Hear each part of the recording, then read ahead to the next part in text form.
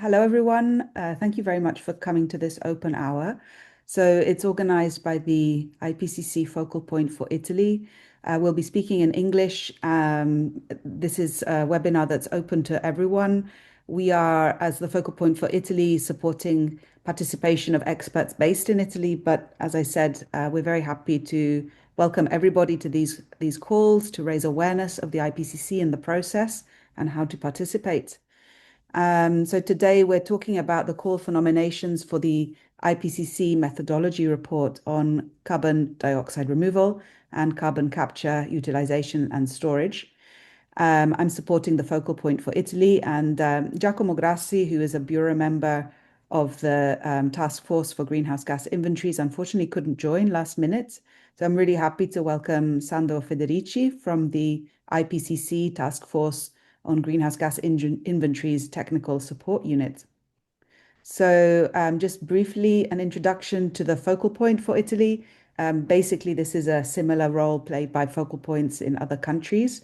And our job is to connect our national scientific community as well as the political or policymaking communities, and more broadly than that, to the IPCC. We also represent Italy in IPCC's activities, so in the plenary sessions in the intergovernmental body. And we represent the IPCC in Italy. So we do a lot of communication and dissemination. So Antonio Navarra is the focal point, and then myself and Marta Elena support the technical and scientific activities of the focal point. And then we have the CMCC communications team who supports us. We have a very nice website. If you haven't visited it before, you're welcome to find extra resources, also translated in Italian. And you can join a newsletter whereby you'll receive all the sort of information and updates on activities we organize, but also in general on IPCC. And so CMCC is where we are based, the Euro-Mediterranean Center on Climate Change. And actually, it's now about 10 years that this institution has a collaboration with the Ministry of the Environment and Energy Security to provide this role as the focal point for the IPCC. So unfortunately, I wanted to introduce you to Giacomo as our special guest. Many of you may already know him, but we're really happy that Sandro is here. He is the head of science of the Task Force Technical Support Unit, and he's also been a past author of methodological reports, so he has a deep understanding of this process, and he'll be explaining what the task force is, what it does, and then about the methodology report itself. So here is our open hour agenda. As I said, we'll have first an overview of the task force, and then what the methodology report is about, and then I'll go on to explain the call for nominations and how you should apply. And just very briefly to remind you that the IPCC, the Intergovernmental Panel on Climate Change, is the authoritative body on condensing and assessing and communicating the latest body of knowledge on climate change to governments around the world. It's an intergovernmental body. You see here an image of a plenary session. This is the decision-making body of the organization. And then it works with an interface led by a bureau of experts selected through nominations by governments from around the world. And then it's thanks to the work of authors that the reports get produced. So it's a really unique science policy interface. A few things to remember is that the IPCC reports have to be neutral with respect to policy choices. They can't be prescriptive, otherwise they would lose this relevance around the world. So the IPCC reports present all the options, the relevant information that governments have asked for, and then the choices themselves are up to governments themselves, obviously. And the IPCC does not carry out its own research. It doesn't produce new knowledge or data sets. It assesses what is available in the literature.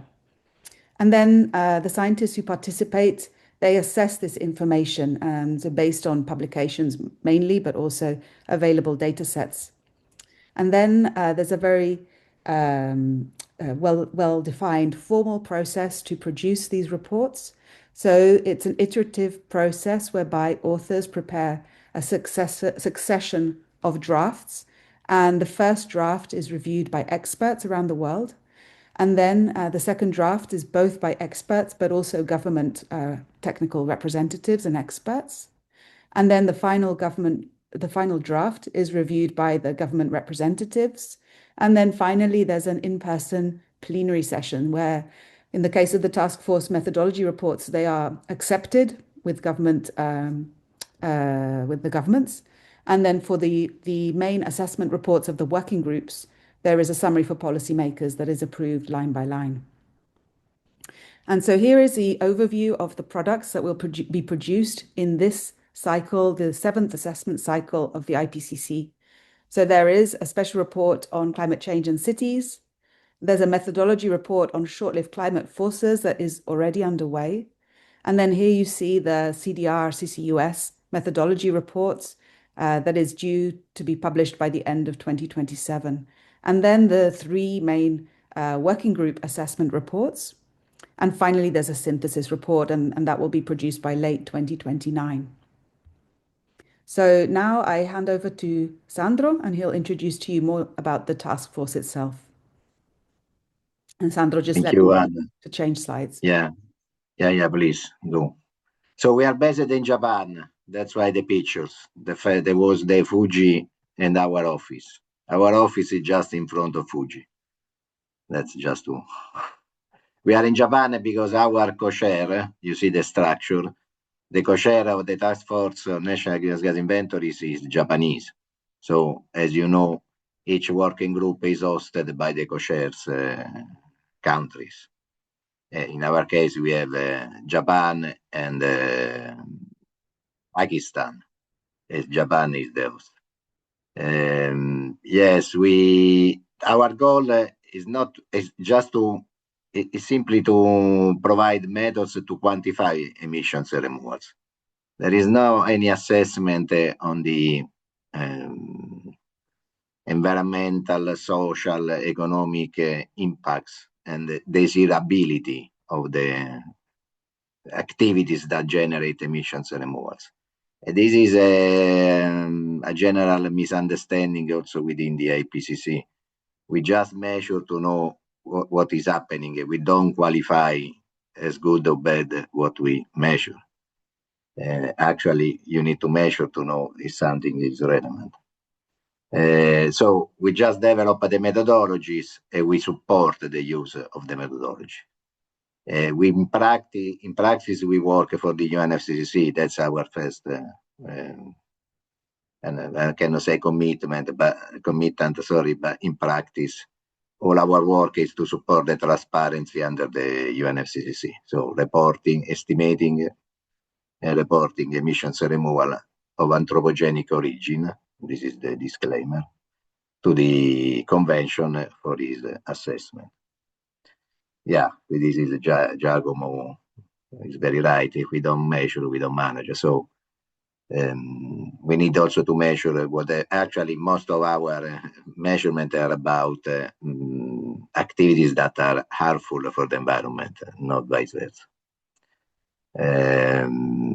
Why is needed? Is needed to ensure the comparability and the quality of information provided by the countries to the UNFCCC. This was the goal.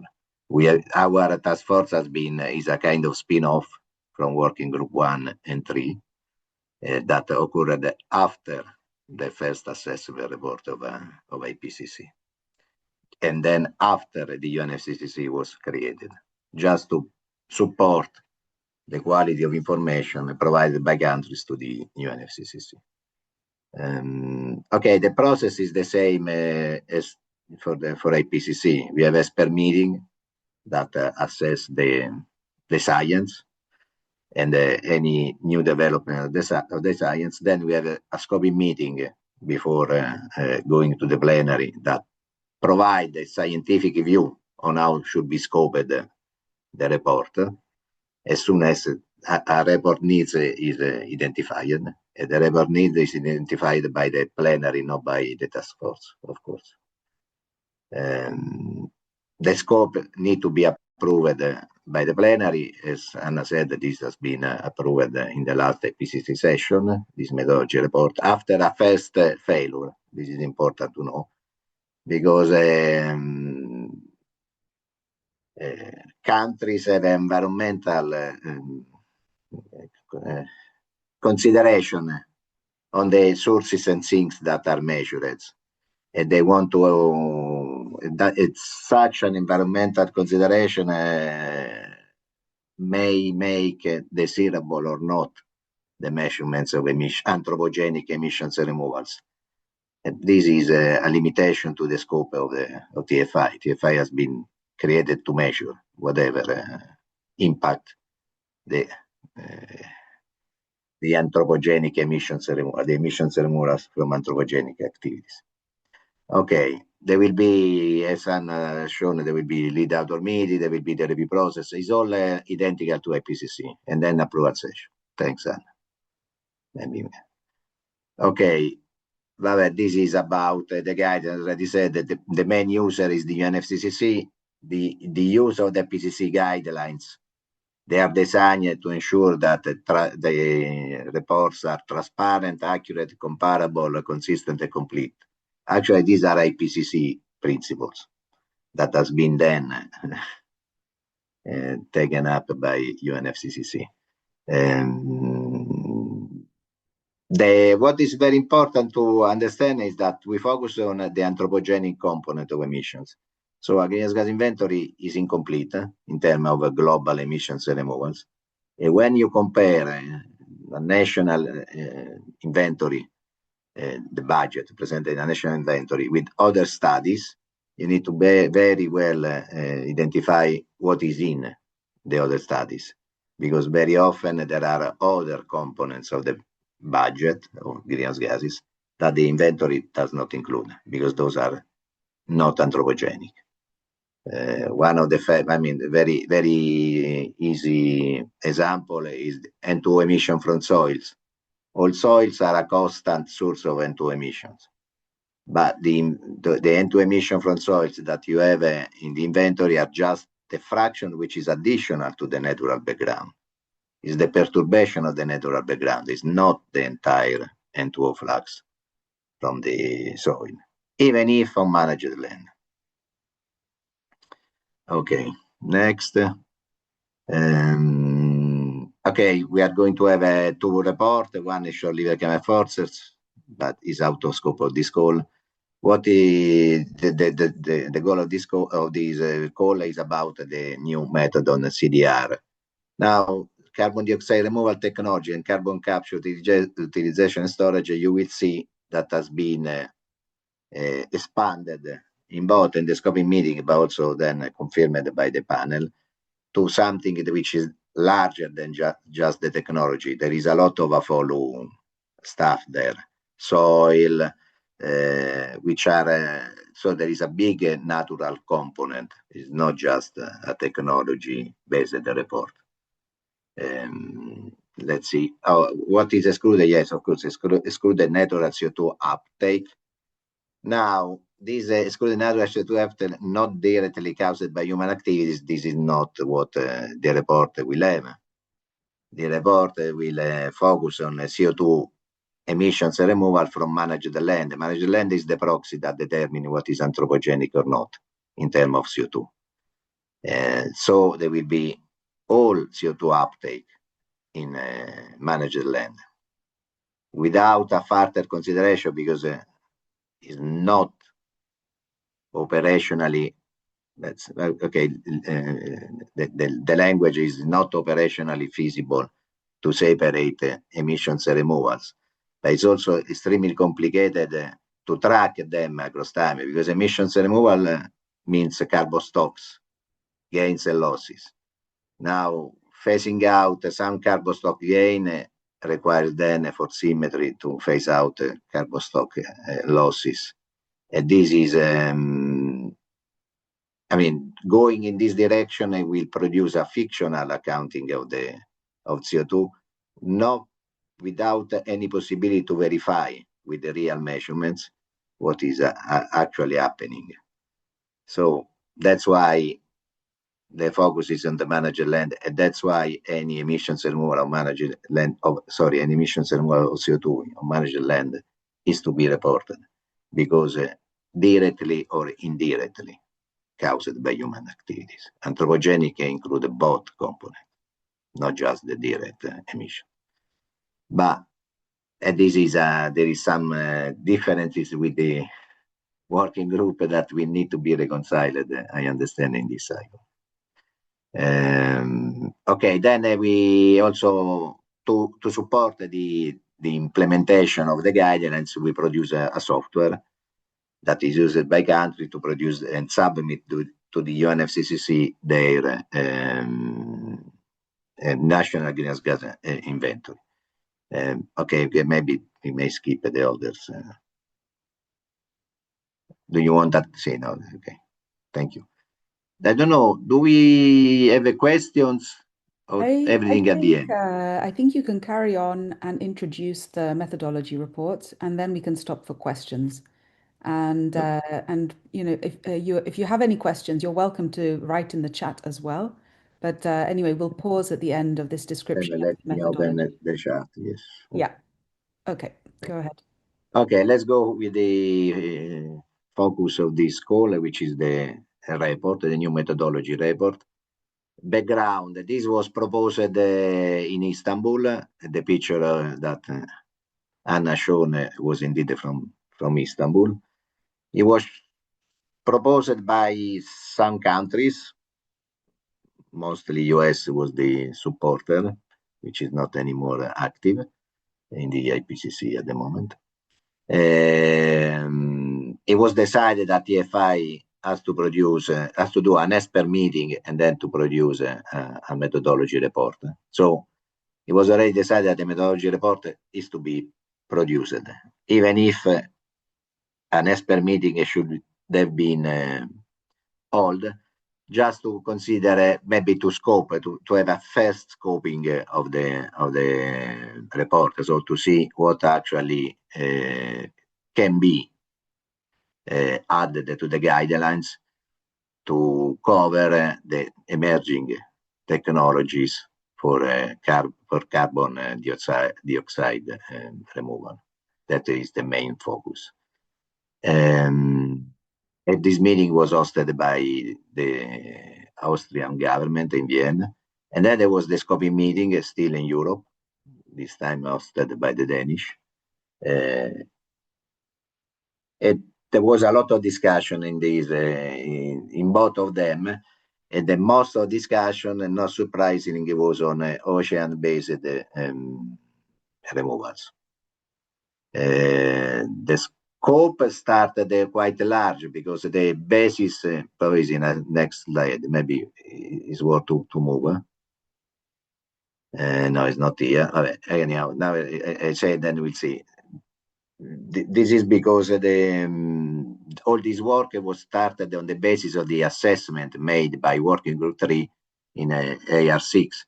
They produced a table on all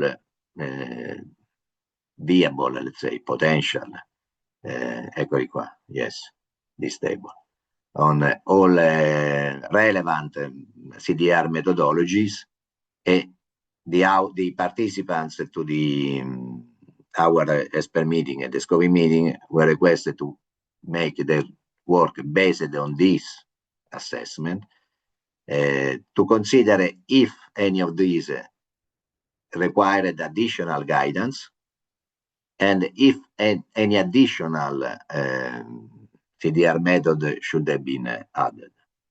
So, eccola qua, this is the result. Those in red means that they consider that there are already methodologies in the IPCC guidelines, so should have been, in case, just a revision of methodologies, while those in black are additional.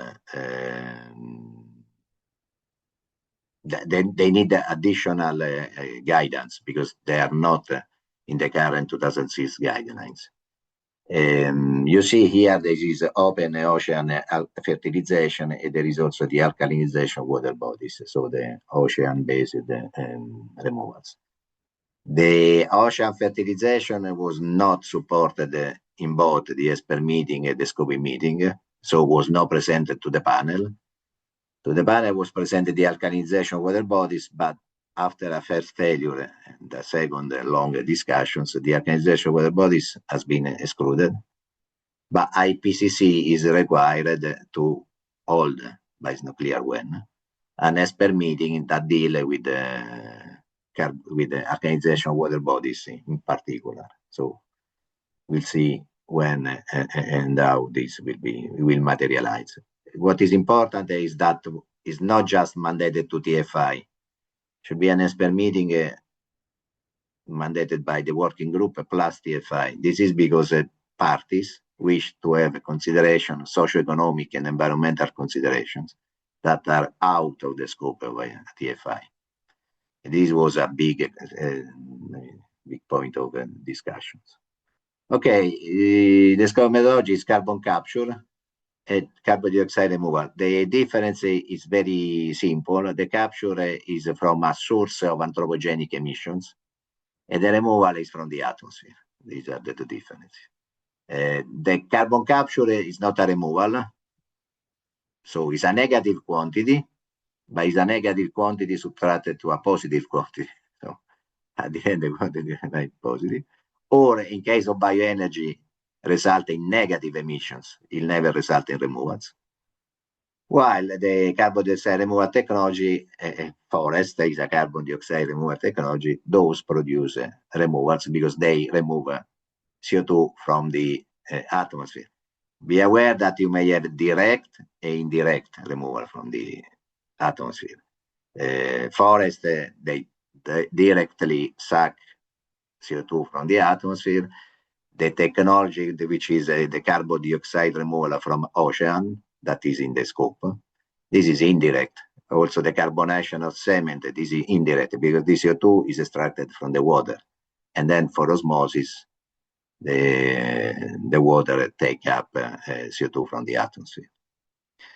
And then after the capture removal, there are three big elements: the transport, not just the transport, the utilization, and the storage. Of course, the mitigation is in the storage, is not just in the removal or in the capture, no? Because the storage then confine the CO2 out from the atmosphere. The sink per se doesn't confine anything. If the same quantity is re-emitted in a short time, the mitigation impact is small. The mitigation impact is the time that you take out CO2 from the atmosphere, so it's the storage.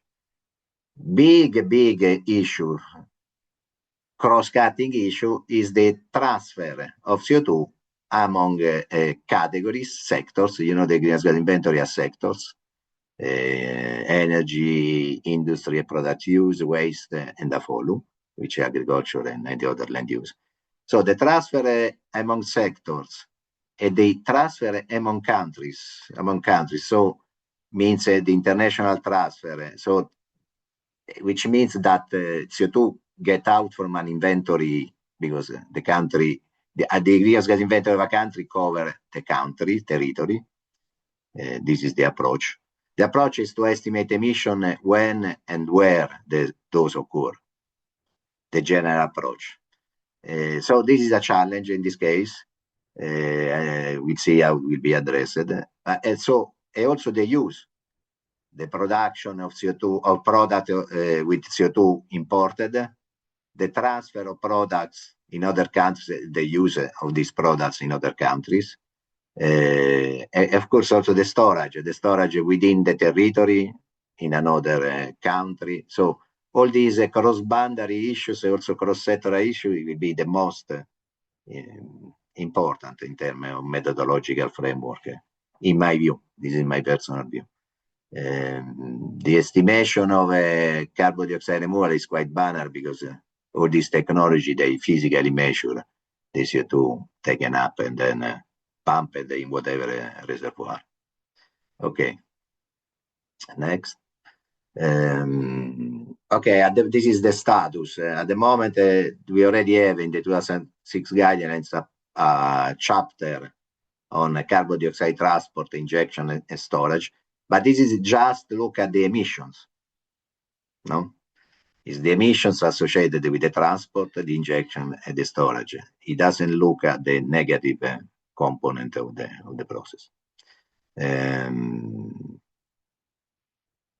Okay, the utilization is the use, of course, of this CO2 in products. Now, when you say they use, I mean, it's just a matter of, as I say, storage. The CO2 can be permanently stored in some geological reservoir, or temporarily stored in a number of products, including the famous e-fuels. The fuel is a temporary storage of the CO2 captured or removed. It's important to note that this will be a big, I mean, this has been a big argument within the approval session, that once the CO2 has been captured or removed, there is no difference between the two. So I expect discussions about the green CO2, the black CO2, the gray CO2, but from an atmospheric point of view, won't be any difference, because once it's emitted into the atmosphere, it needs to be counted in some way. Now, counted by whom? The CO2 emitted by synthetic fuels is counted by the user of the fuel, is counted by the producer of the fuel. How this is harmonized, biochar is a big issue. How this, the storage of carbon in biochar is to be counted. So the framework of counting is the main important element I expect of this report. Technology for carbon dioxide removals are already not a stage. So usually IPCC, usually we produce methodology for significant sources and sinks.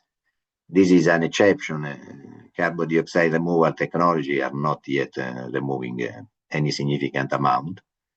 But this is built looking forward that this is needed. No, 1.5 has been passed. 2 degrees, I guess there is no hope not to arrive there. So removing CO2 is urgent, and any option is to be made possible. So this is the goal of this report, to open greenhouse gas inventories to these technologies, even if these technologies are not yet there. Or at least not at scale. Of course, there are a lot of projects of technological removals, but again, the guidance to author is always to consider if a single source is significant. In this case, the guidance for the authors differ from what we have done in the past, because this kind of assessment won't be done. The authors shall produce a methodology report on technology that are not yet, or things or sources that are not yet significant, but with the expectation that those will be key in the next future. One of the problems, IPCC is quite slow in producing its report. A cycle is longer, 7 years or even more. So, of course, it's urgent to do now the report, because otherwise a failure, for instance, in the last panel in Lima, to adopt the scope would mean that this methodology report would have been produced in 2032 at the earliest. So losing 7 years. That's why, so the urgency to anyhow produce a report, even if the technology are not yet there in terms of significance. So the title, what is important in the title is those are additional guidance. These are guidance that complement, update, complement, let's say update and complement the 2006 guidelines. So need to be read together with the IPCC guidelines. And this is important also because remove the burden to draft again large section of the guidelines that anyhow are relevant. Imagine for a AFOLU is already 1,000 pages of guidance about carbon stocks, carbon stock changes. All those guidance apply also here for CDR. What is going to be done is to improve those guidance, complement in some cases, but update. So the sector are those. Probably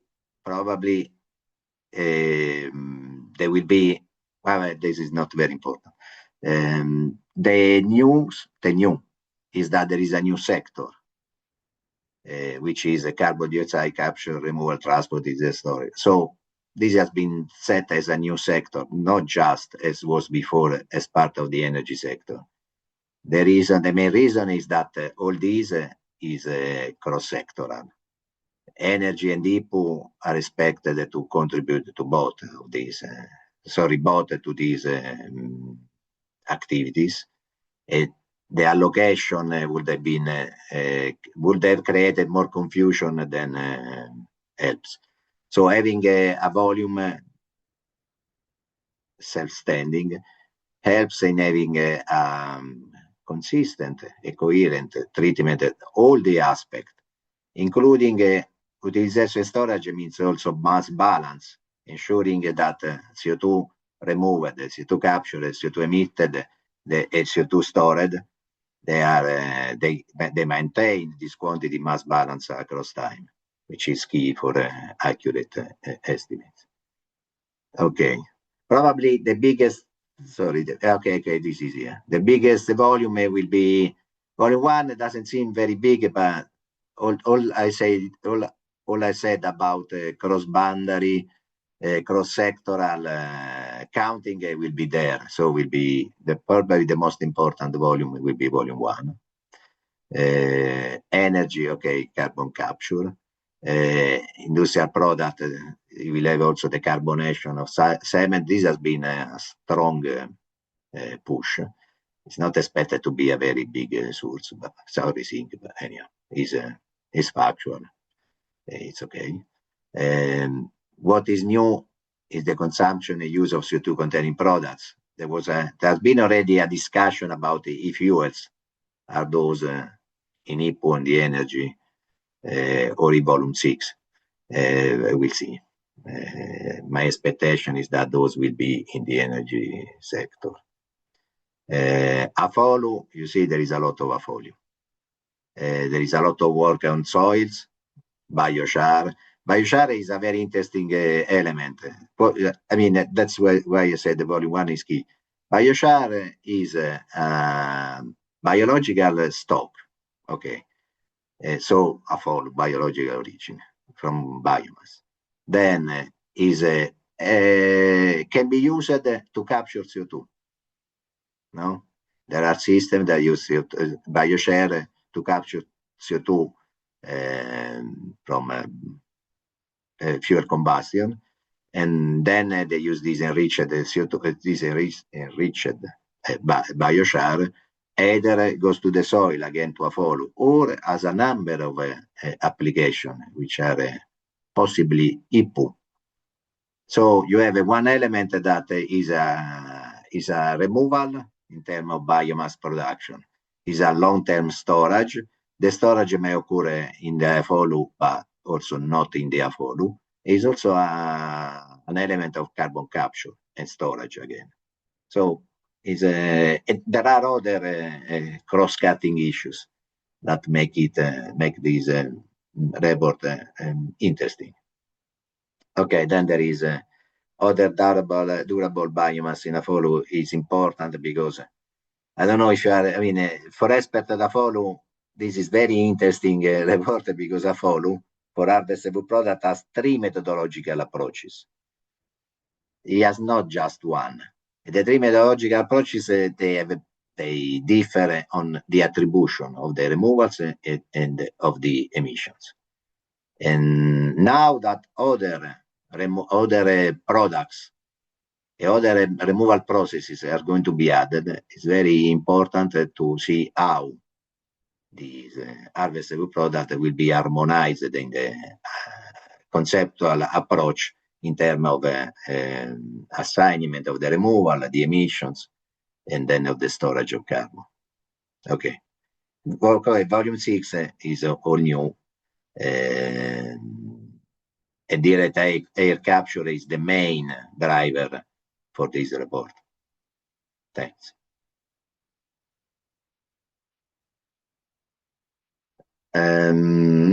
Okay, see this then how this is the result of the first SPM meeting and then of the scoping meeting, and then you see of the last of the approval session, the approval of the scoping by the panel.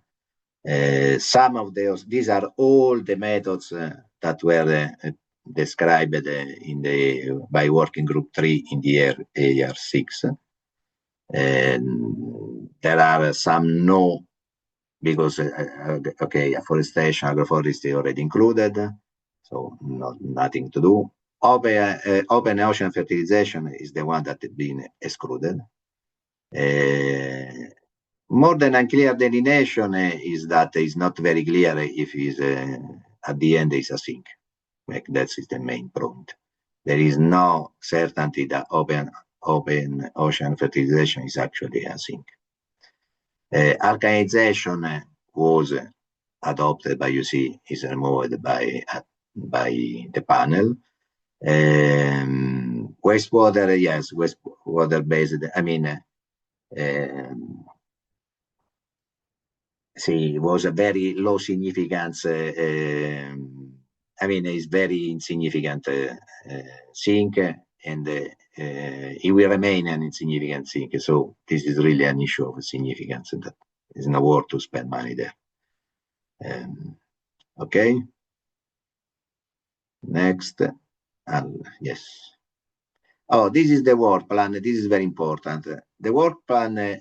So because the scope was not adopted at the first panel session it was presented, which was March this year.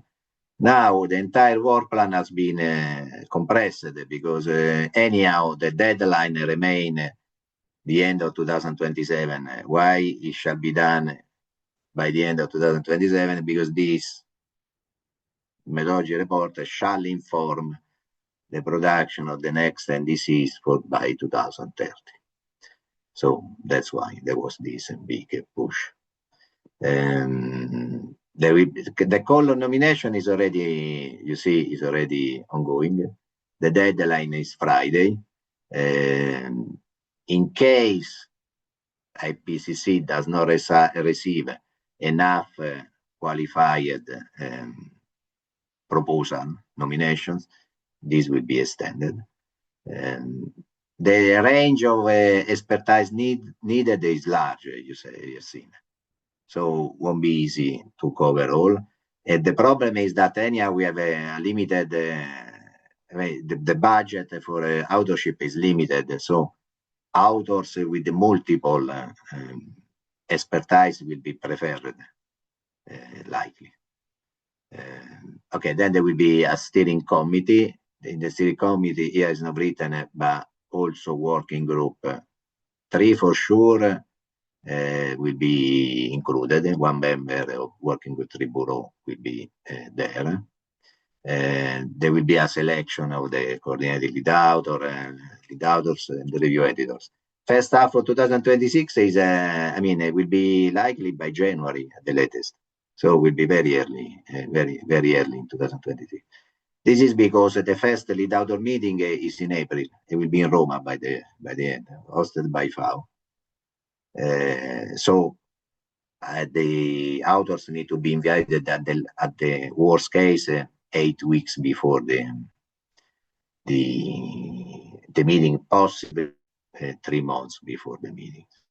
Also to allow the proper support by the IPCC for all those that are eligible for support in terms of travels, especially the travels organization, and then for accommodation. Science meeting, this is a possibility. It depends on how it goes, on what kind of a problem are identified. So at a certain point, the steering committee may decide to have a science meeting, which means to invite some additional experts in the field to provide their view and support on how to address some, I may say, some open issues. Again, I told you how the fuel accounting should be done. There could be different views, and then at the end you need to have a common. You know that the IPCC report are produced by authors by consensus. That all authors are expected to be sharing the bar. There are some procedures, but anyhow, this is uncommon. The burden of the proud, I mean, of the authorship. So at the end, you know, what need to be stressed very much that at the end, the content of the report is decided by the authors under any circumstances. So they are those that decide whether a methodology is robust enough, whether a category is relevant or is not relevant, and so on. Within this, of course, within the scope given by the IPCC. Okay, then there is the literature. These are quite a generic deadline, but this is the entire process. The conclusion will be the adoption of acceptance. When this will be done, I expect November, December 2027. My expectation also that the acceptance will be done in Japan, given that Japan hosts the TFI. It won't be printed. It will be only published on our website. We don't print for tourism. First, is a waste of money in my view, but there is a big issue. So we implement our process is not like the working groups that each cycle they revise the entire report, they produce a new report. The 2006 guidelines are still the 2006 guidelines. So how to deal with the needs of corrections. This is done by us through a process of corrigenda, which is the IPCC process, but then by publish the versions by electronically on our website.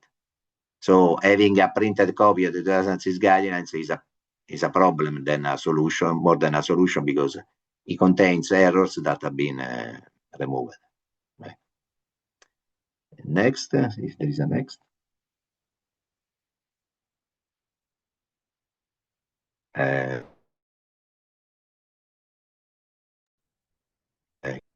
Sandro? Yes, something. I'm still. No. Yeah. See. You are frozen. Okay, you had a small I'm glitch. frozen too. What happened? You had a small glitch in the network, but it's fine now. Not quite fine. So I hope you can still hear me. Sandro is actually calling from Chile. It's very early in the morning as well. But hopefully he'll recover the network connection and be able to also answer your questions. So here you can scan, Cinzia was asking about the outline. Yeah. You can scan it here with the QR code. And Sandra, I'll come back to you now. You're back in a minute. And you can also scan the second QR code, and here you can find the list of all TFI meetings. And in particular, you might want to go and see the scoping meeting and the relevant expert meetings that are feeding into this particular process. But yeah, these QR links are very helpful. Sandra, I really hope you can hear us. See, I don't know when you lost me. I removed the video because it seems that my connection is not very good. Okay, well, let's see. I mean, now we can just take a pause.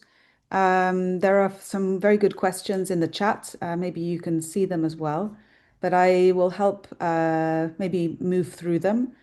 So first, I was going to suggest you answer the question from Magak, who's coming into the call from Kenya.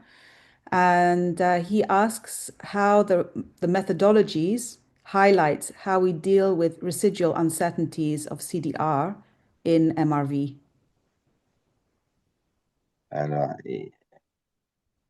the authors are requested to produce methodologies that, according to them, are robust enough, which means the uncertainty is sensibly addressed.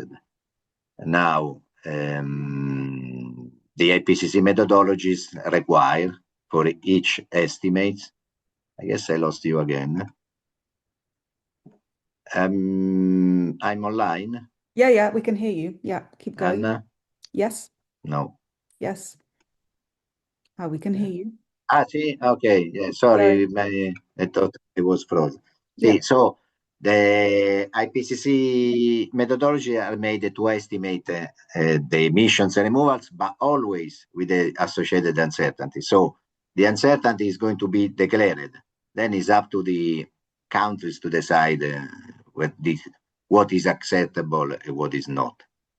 But we have our mandate is produce methodologies which are robust. So the methodology should be designed in a way that the methodologies, the uncertainties are reduced as far as practicable. And the bias is absolutely not allowed. But then the estimate is produced together with an uncertainty value. So it's transparent. Okay. We are not going to. Yeah, I think we have a little bit of lag, but we can hear you, Sandra. It's working fine. Now, there are quite a few questions about CDR. I'll come back to that in a minute. But Mohammed has asked some questions about CCS. So he asks, why is it designed only for CO2, whereas methane are far more potent greenhouse gases? And should this technology be prioritized also for other greenhouse gases? And he also asks about the energy consumption in CCS facilities themselves. And so the question about how the life cycle emissions from the actual process of CCS affect the overall benefit of the capture. So if you're able to answer those two questions. See. The first question is about capturing CH4. I don't know if he's referring from capture from the air, because he says I'm not aware about this technology, honestly. But of course, CH4 is recovered, no, from solid waste disposal site, from livestock. This recovery of CH4 is already counted in inventories, so it's already there. But for instance, all the leakage from transportation and dispatch of natural gas is counted, but then I'm not aware of a technology that may take it back. So, so CO2 recovery is already there. Sorry, CH4 recovery is already there. CH4 capture from atmosphere, I'm not aware, so it's not there anyhow. In case if the panel decided a new, at least a supplement for the methodology report should be added. And about the energy, the greenhouse gas inventory is national. We don't do life cycle assessment. You have to count for each and every activity that cause emissions and removals. So, of course, at the moment, capturing CO2 requires a lot of energy, and the consumption in terms of the energy, the emissions associated with the energy consumption are in the inventory, in the energy sector. So, it will be quantified, it will be very transparently shown. An increase in this case, an increase of sorry, I'm not sure I'm online, but an increase of emissions from the energy sector caused by the CDR. So is there nothing is missing. Okay. See, I keep getting messages from my connection is bad. So, your audio is working very well. Do I go through other questions? Yeah, I mean, we have now not much time left, and I need allora, a few minutes. If I may, I will answer other questions in sequence. Okay. I see Lorenzo Campus. Yes, macroalgae are part of the report.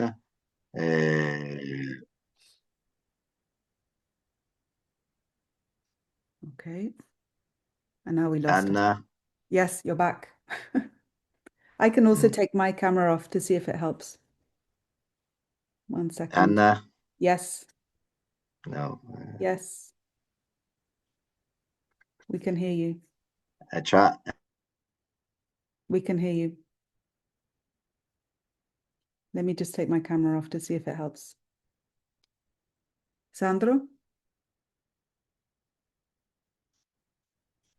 Sandro. Okay, so we lost Sandro. Anna, That's I'm okay. back, but that's, yeah. I Okay. don't know if you want that I answer other questions, we may try. Yeah, maybe it's better if you can write also for timekeeping. Is that okay? Okay, sì, of course. Okay, thanks, Sandro. So yeah, he'll come back to all the questions to you in writing here in the Q&A box. I'm going to just keep going because otherwise we run out of time to finish with the information on how to apply. So I hope you can see my screen now. I will just basically go very quickly now through what you need to do if you would like to be considered to be an author. First of all, really consider with care the agreed outline of the report. And here you can find details, including the outline as Sandro has presented, but also there's a very, very helpful annex on instructions for authors. And so, I invite you to really read through that very carefully. And it explains a little bit the context and the process for authors' work and look at the expected topics for these volumes. And so really evaluate carefully how your expertise can be suited. And the nomination call is for coordinating lead authors, and review editors for the reports.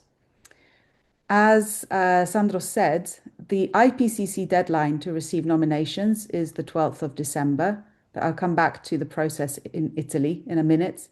You need to submit your application through your national focal point or through a focal point of observer organizations of the IPCC. You cannot submit directly yourself to the IPCC. And on these hyperlinked on these hyperlinks, you can find the full list of these focal points, and you'll have these slides available after the call as a PDF. So you'll find all this information in case you can't find it yourself. And as Sandro said, the selection will be made by the Task Force Bureau members following the principles and procedures of the IPCC. So looking at expertise, balance, geographical balance, and gender, and so on. Just a few words about the roles and the expectations. So the role of the coordinating lead authors is to have the overall responsibility of coordinating the work of a chapter and to develop the key findings or the key statements. And then lead authors, they generally have specific designated sections to which they contribute. For the methodology reports, as you've heard, there is quite a lot of interlinkage between different chapters. So you may be actually contributing to more than one chapter. You may be a lead author in one place and perhaps a contributor to another place as well. Review editors, they follow and support the formal review process.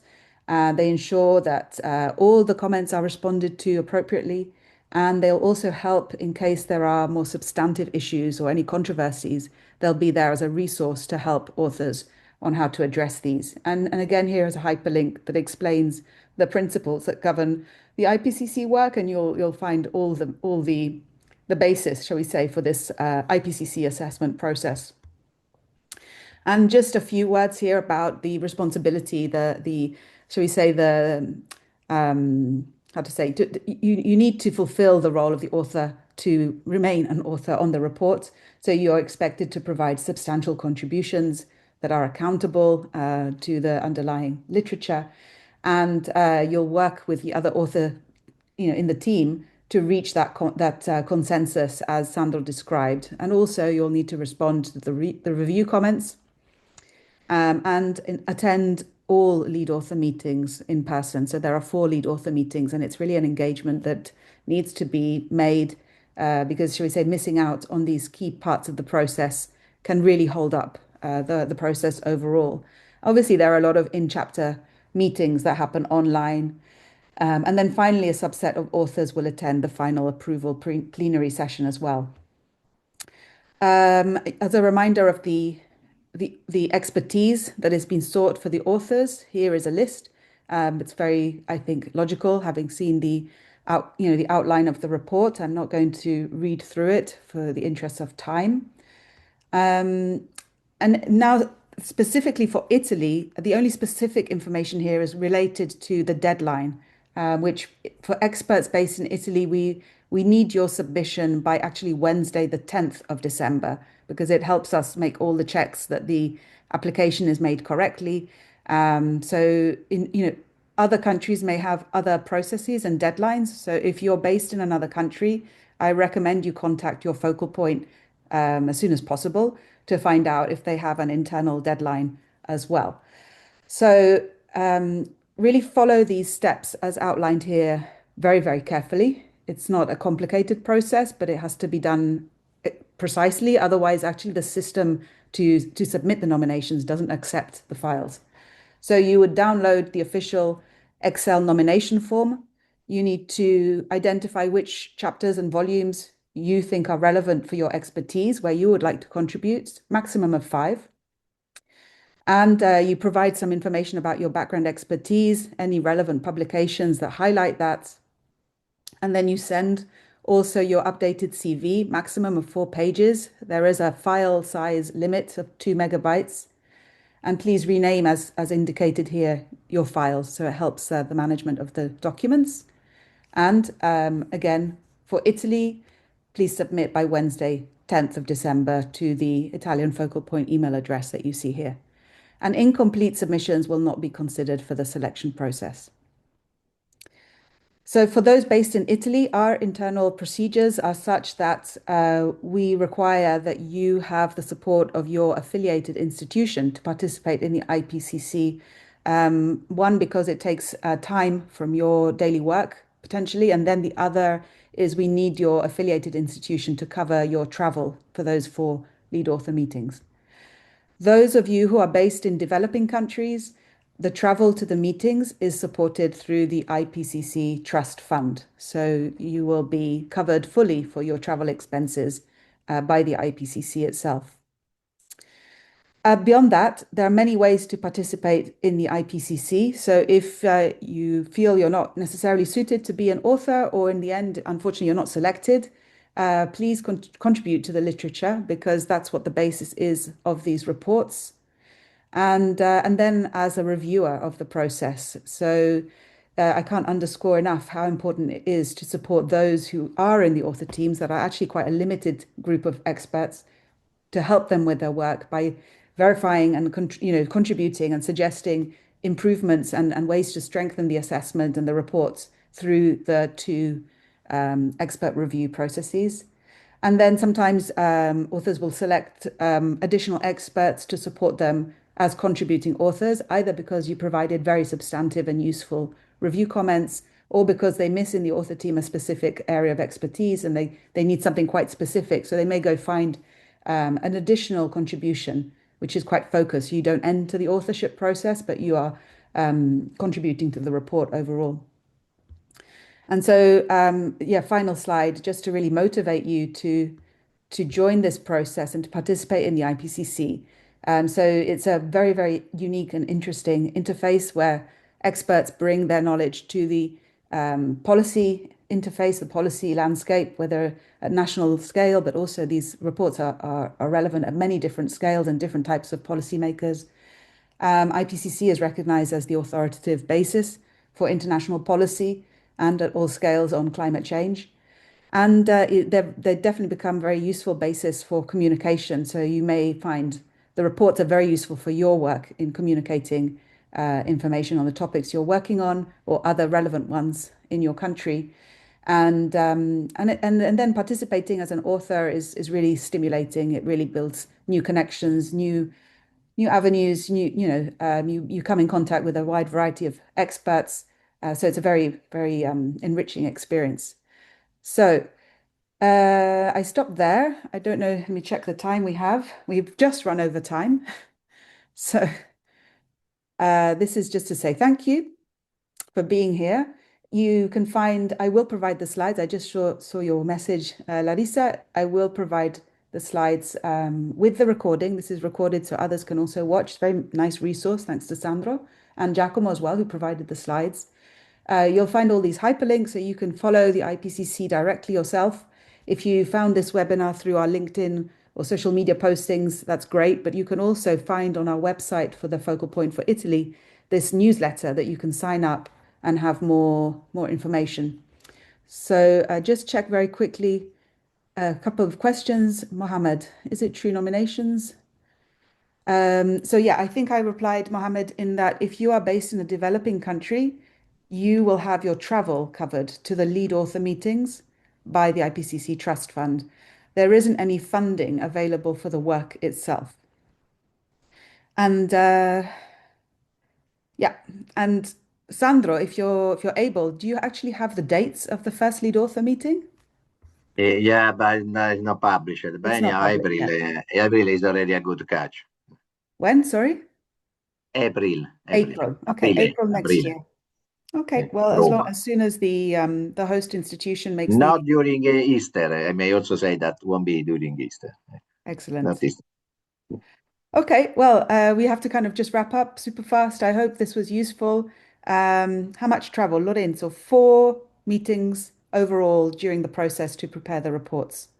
So Okay. generally they are distributed around the world. So as you heard, the first one will be in Rome. Probably that you'll be traveling to other continents for the other meetings so that you experience different locations in the IPCC context. So thank you, Sandra. I really, really want to thank you for having joined very last minute and a difficult time of the Th- day. It's really appreciated. Thanks to you. Sorry for the connection. It's fine. It worked really, I'm really quite well far. just until the end. So no Ciao. worries. Well, thank you, everybody, and have a good day. Bye bye. Ciao. Ciao. Ciao.